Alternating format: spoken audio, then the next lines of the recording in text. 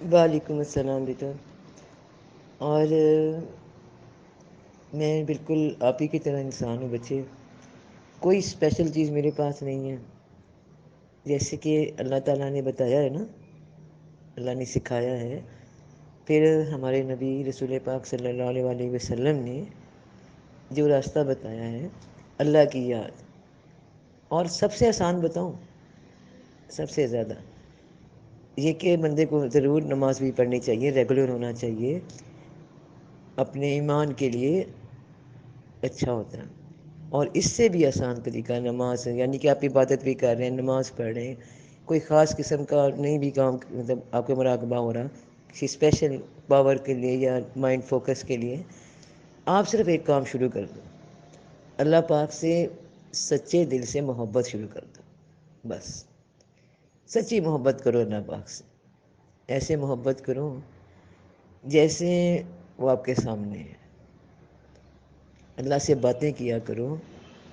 وہ ستر ماہ جتنا پیار کرتا ہے نا، تو اپنی مطلب ایسے سمجھو کہ ہم اپنی ماں سے باتیں کر رہے ہیں، محبت کے ساتھ، پیار کے ساتھ،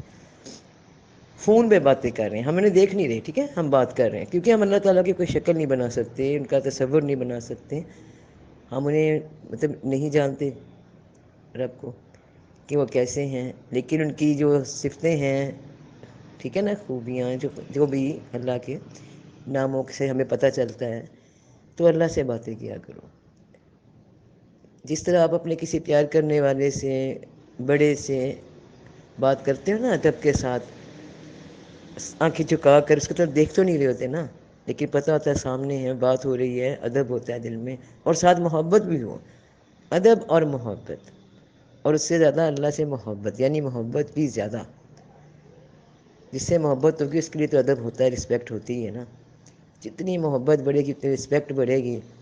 اور بیٹا یہی شاید تمہیں رنگ لگا دے گی، اللہ خود تمہیں تمہارے مزاج کے مطابق بچے اس راستے کی طرف چلانا شروع کر دے گا، انشاءاللہ تعالی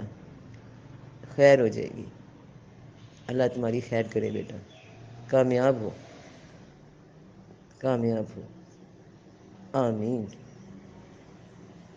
ثم آمین، جزاک اللہ۔